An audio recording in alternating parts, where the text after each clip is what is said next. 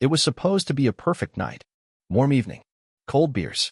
Old friends laughing under the string lights in my backyard.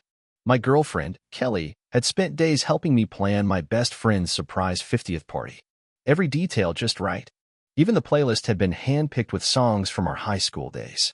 When he walked in and the crowd shouted, "Surprise!" the look on his face almost made the months of planning worth it.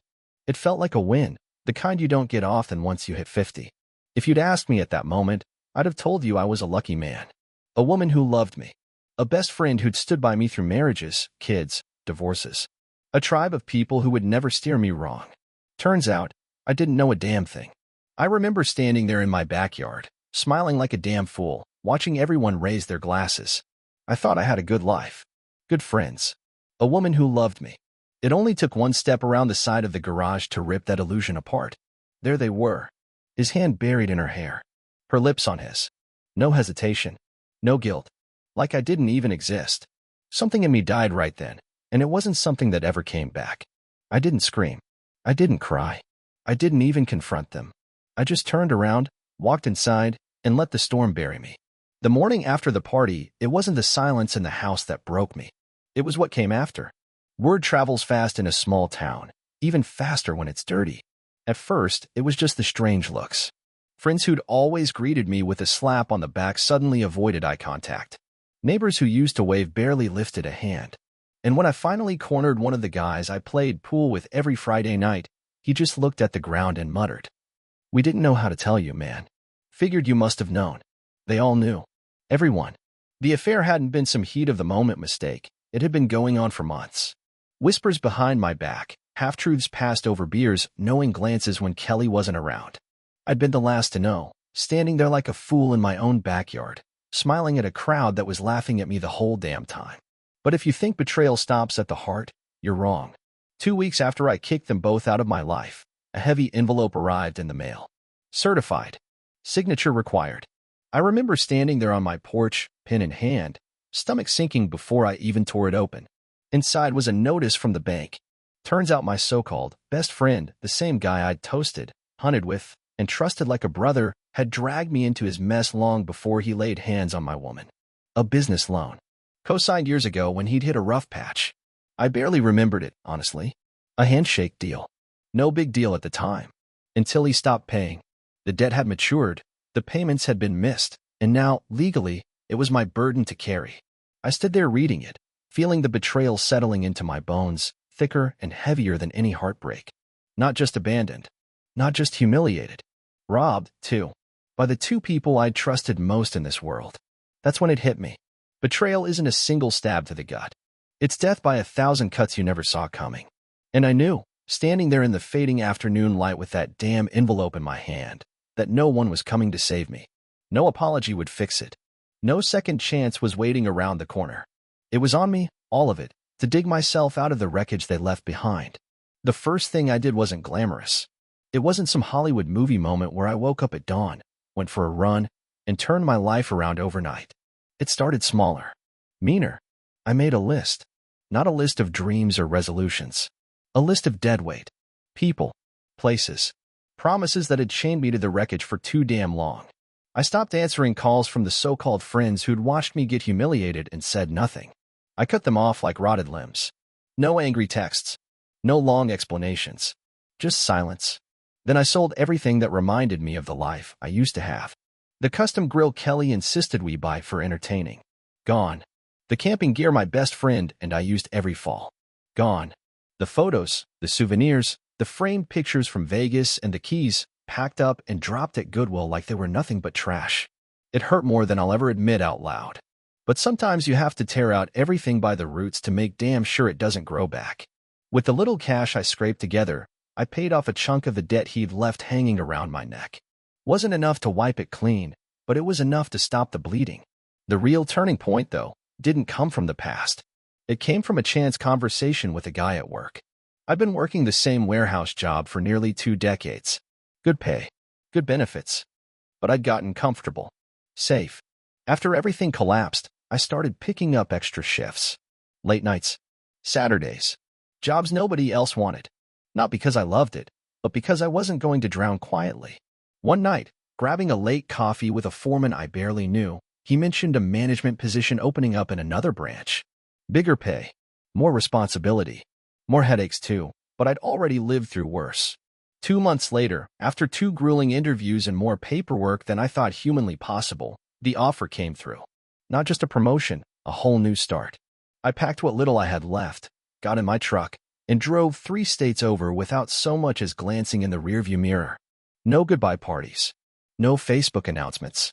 No second chances. I wasn't running from anything anymore. I was running towards something. And for the first time in a long damn while, it felt like I was finally steering my own life, not hanging on while it crashed around me. It didn't take long for the cracks to show.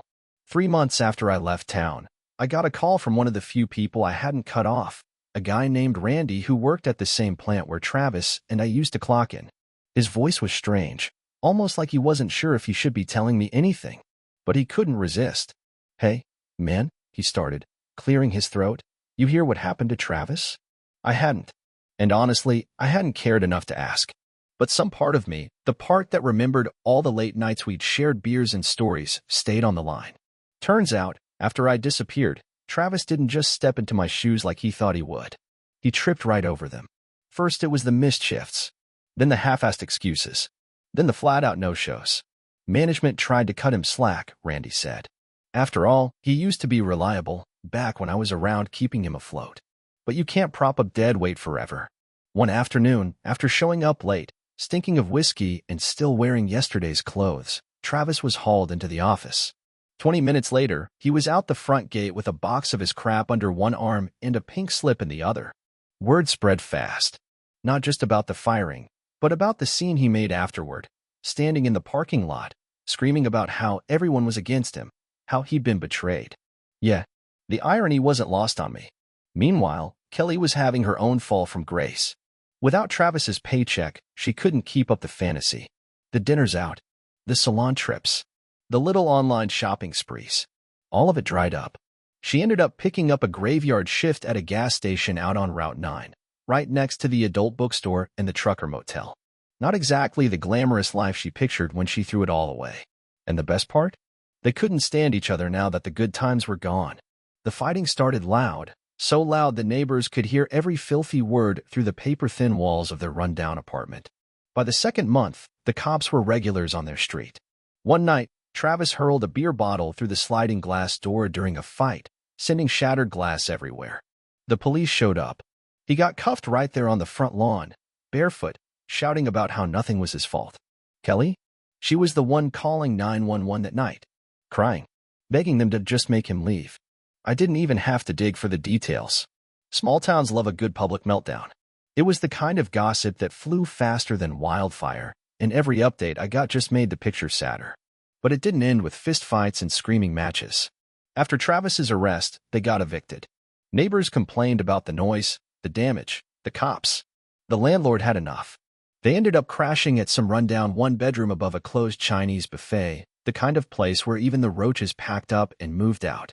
No cable, no Wi-Fi, no Friday night bar taps, no fancy dinners, just each other and the thick, choking stench of regret.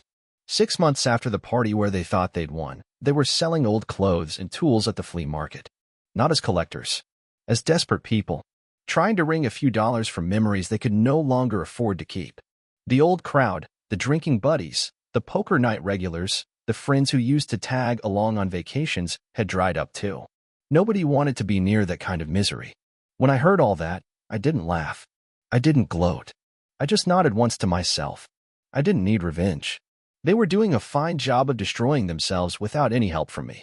Life has a way of balancing the books, and some debts get paid in misery, not money. Moving to a new town wasn't some magic reset button. At first, I was just another guy with a box of tools in the back of his truck and too many miles behind his eyes. But sometimes starting from zero is the best damn gift life can give you, because you've got nothing left to lose and everything to build. I threw myself into work. Hard work, the kind that left my hands cracked and my back screaming when I crawled into bed at night. Overtime, training programs, certifications. I didn't waste a second looking backward, and it paid off faster than I ever expected. The new branch I was working at was growing fast, expanding contracts, upgrading equipment, hiring on bigger jobs. They needed someone steady, someone who didn't flinch when things got rough. By the end of that year, I wasn't just some guy pulling overtime. I was sitting in management meetings, negotiating raises, leading projects that other men twice my age wouldn't touch. More money, more respect, more control over my life than I ever thought I'd have when I was standing on my porch, holding that envelope from the bank. And somewhere along the way, when I wasn't looking for it, life threw me one more curveball. Her name was Jenna. No drama, no games, no unfinished business with ex-boyfriends lurking in the background. We met at a mutual friend's cookout, one of those random afternoons where you don't expect anything except a decent burger and a cold beer. But she laughed at my dumb jokes. She asked real questions. She didn't flinch when I told her the short version of how I'd ended up rebuilding my whole damn life from the ground up. She respected it. We didn't fall into bed the first night. We didn't rush anything. Hell, the first time I kissed her, I was almost more nervous than I'd been in high school. But it was real. It was slow. It was built on something solid for once, not just fantasy and convenience. By the second year, we were living together in a house we picked out together, not some crumbling apartment slapped together by desperation. She had her own business, too, a landscaping company she built from nothing but a pickup truck and a lawnmower. Strong. Independent. Not someone looking for a rescue. We didn't need each other. We chose each other. And here's the little twist I didn't see coming, the one that still makes me laugh when I think about it. One afternoon, about a year after I got promoted again, I stopped into a gas station off the highway. Needed to grab a coffee before a long drive. I walked inside, and there she was. Kelly. Older. Tired. Standing behind the counter, her name tag half bent, arguing with some trucker about expired lottery tickets. She didn't see me at first. Didn't recognize me either. I guess when you finally stand up straight and stop carrying the weight of other people's garbage, you look a lot different. I didn't say a word. I just paid for my coffee, nodded once, and walked out. She caught my reflection in the glass door as I was leaving. I heard the sharp intake of breath, the little gasp she couldn't swallow fast enough. But by the time she turned around to call after me, I was already gone. I didn't need an apology. I didn't need an explanation. Some victories don't need to be shouted from rooftops. Some victories are just a quiet, steady walk into a better life, while the past drowns in its own mistakes behind you. By the time I hit my third year in the new town, life didn't just feel different, it felt earned. Every mile I drove, every scar on my hands, every long night that led to early mornings, it all added up to something real. I wasn't just surviving anymore. I was building, piece by piece, brick by brick. Jenna and I bought a house on the edge of town, nothing fancy, just solid. Wide front porch, good backyard for summer barbecues. Enough space for a life that didn't need to apologize for being simple and strong. Work kept climbing too. By then, I'd moved into regional management, overseeing teams across 3 states, making real decisions that mattered. The kind of role I would have never even considered back when I was babysitting other people's bad choices. Every time I signed a contract or shook hands on a deal, it was another quiet reminder. This is what happens when you stop carrying people who are deadweight. But I wasn't interested in flashing it around or rubbing it in anyone's face. Real men don't need parades. Still, there was one last move I made that felt like tying a bow on the whole damn thing. A few months after that gas station run-in with Kelly, an old buddy from back home reached out. Said the plant where Travis used to work was under new management and looking for outside contractors for a big expansion project. Funny how life lines up sometimes. I didn't need the work. I didn't need the money. But the idea stuck in my mind like a splinter. So I made a few calls. Found out who was handling bids. Put together a team from my new company. Put in a bid, not just competitive, but so damn good they couldn't say no. 2 months later, we were awarded the contract. When I showed up on site for the first day of the project, walking across the lot in my company jacket, clipboard in hand, I saw a few familiar faces. None of them looked me in the eye. Travis wasn't there anymore, of course. Last I heard, he'd bounced from temp jobs to odd gigs, never sticking long enough to rebuild anything.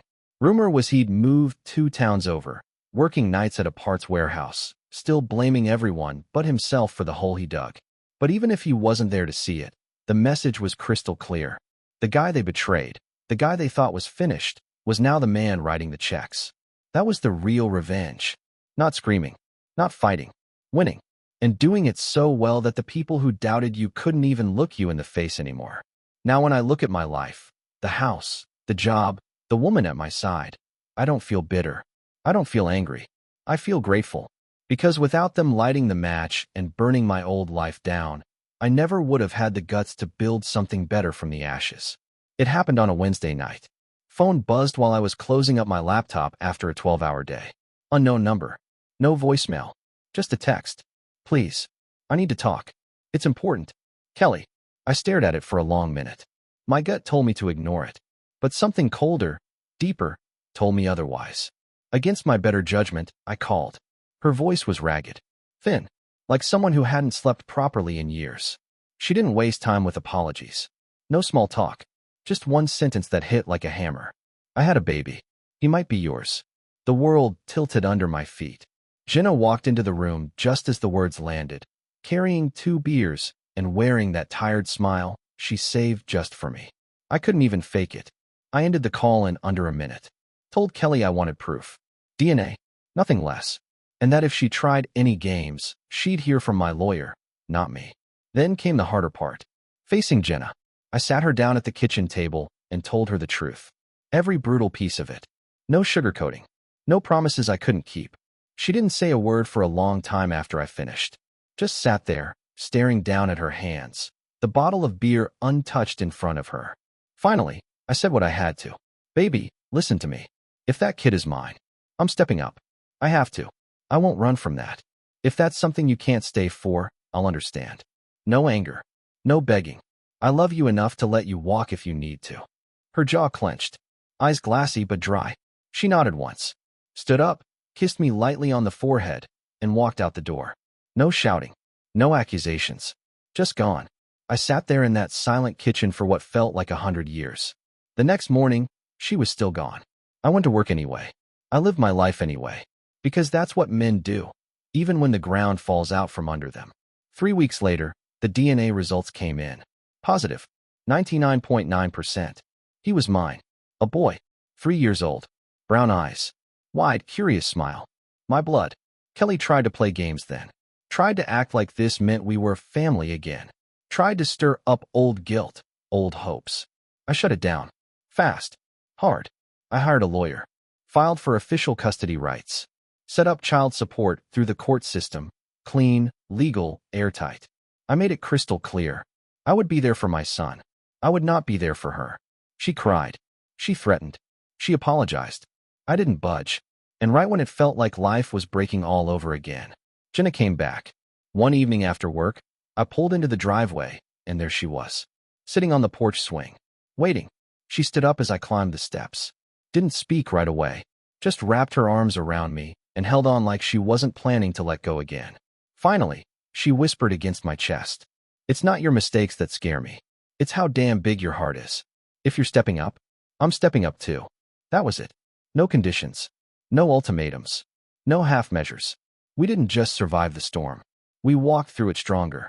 And I realized something standing there on that porch, holding her, feeling my heart hammering against hers. Sometimes life doesn't just test you to see if you'll break. Sometimes it tests you to see if you're ready for something better. Life didn't slow down after the storm. It shifted into a gear I didn't even know existed. Once the custody papers were finalized, something inside me changed. I wasn't just surviving anymore. I was building something that would outlast me. It wasn't easy. Raising a 3-year-old isn't for the faint of heart. Late nights with fevers. Teaching him how to throw a ball, how to tie his shoes. Answering big questions with small words he could understand. But for the first time in my life, every hard thing I did felt like it meant something. And I wasn't doing it alone. Jenna didn't rush it. She didn't force herself into the picture or try to replace anybody. She just showed up, steady, quiet, dependable, holding my hand when I needed it, backing off when I needed space to figure it out.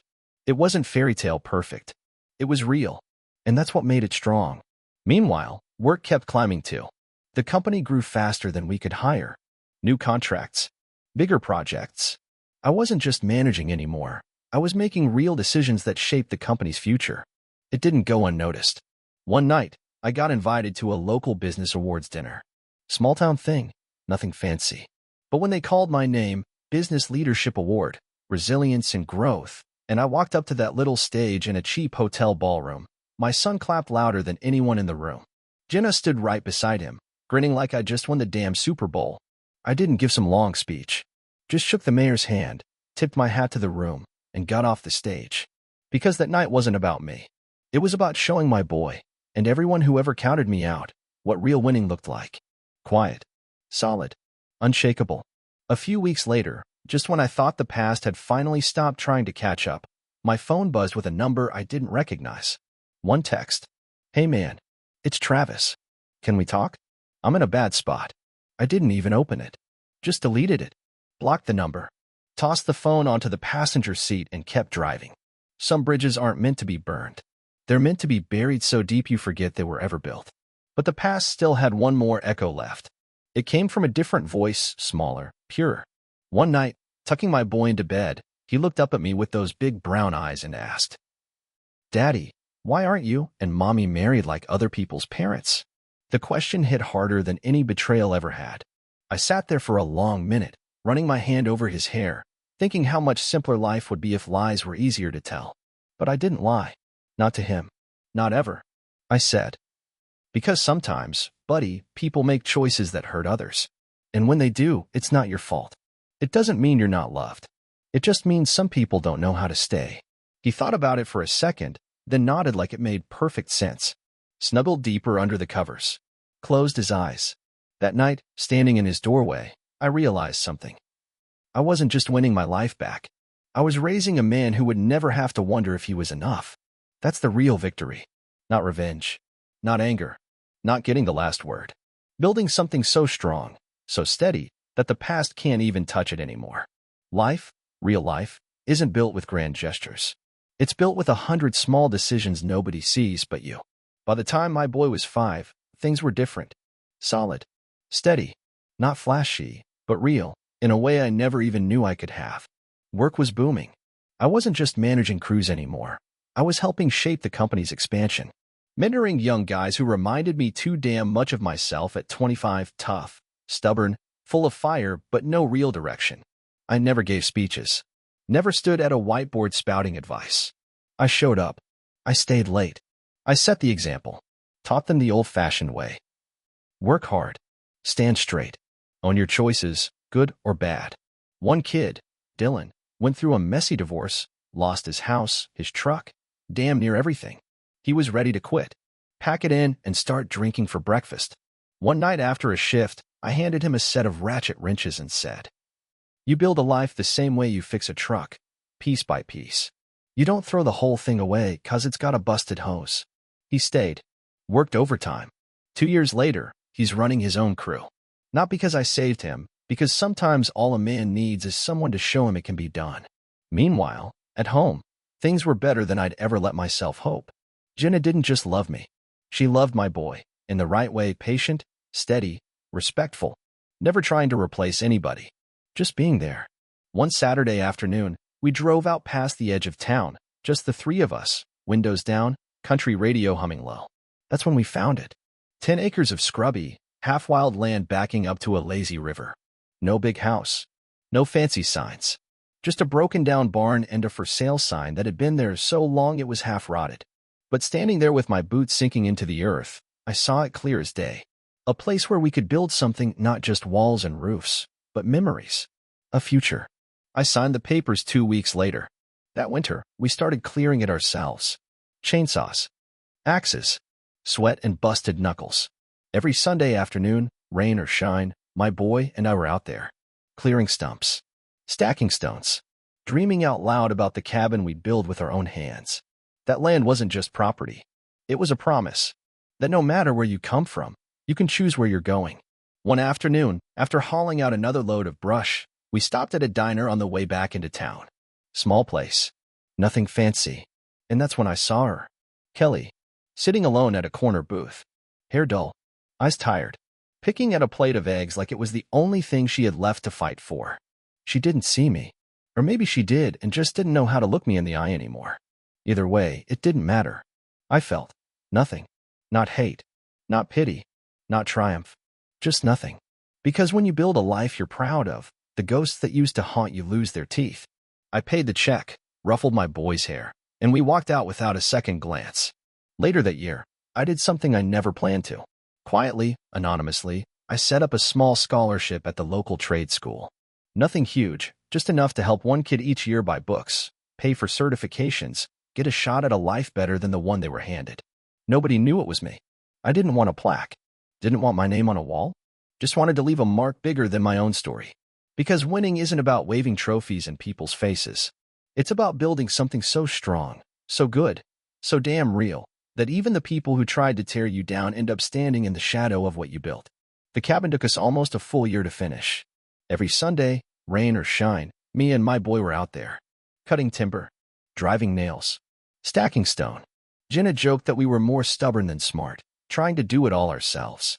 But there was something about building it with my own hands that made it feel right, like carving a new life out of the raw earth. When we finally lit the first fire in that stone hearth, the place still smelled like sawdust and fresh paint. No furniture yet. No curtains.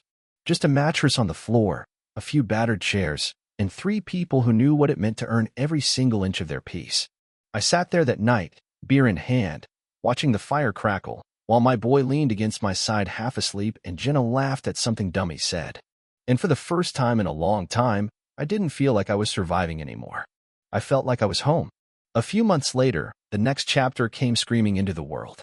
Jenna's pregnancy had been smooth. Almost too smooth. But the night she went into labor, things changed fast. One minute she was timing contractions and joking about needing a burger after delivery. The next, nurses were rushing around, monitors were beeping, and a young doctor with a too calm voice was telling me there were complications. The cord was wrapped around our daughter's neck. Heartbeat dropping. For a split second, one long, brutal second, it felt like the universe was about to rip it all away again. Like every brick I'd laid, every scar I'd earned, was about to collapse under my feet. But I didn't fall apart.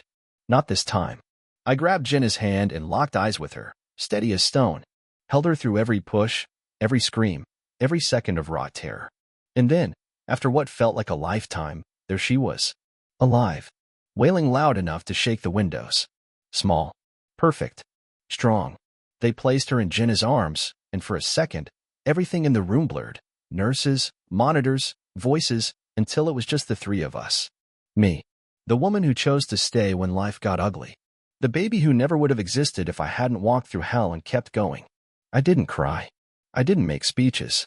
I just leaned down, kissed them both, and thanked whatever powers were out there for giving me another chance. Now, most days, you'll find us out on the land. Me teaching my boy how to fish, how to build a fire, how to work with his hands. Jenna rocking our daughter on the front porch, humming songs nobody taught her, songs she made up along the way. The cabin standing solid behind us, smoke curling from the chimney, boots caked with honest dirt. One afternoon, as the sun started to set and the field lit up gold, I stood there watching them. My son laughing as he chased the dog. My daughter cooing in Jenna's arms. The woman I loved smiling at me like all the pain in the world had finally been outrun. And I thought about the past, just for a second. The betrayals. The nights alone. The mistakes and the blood and the wreckage. And I smiled. Because they thought they broke me. All they really did was give me room to build something they could never touch.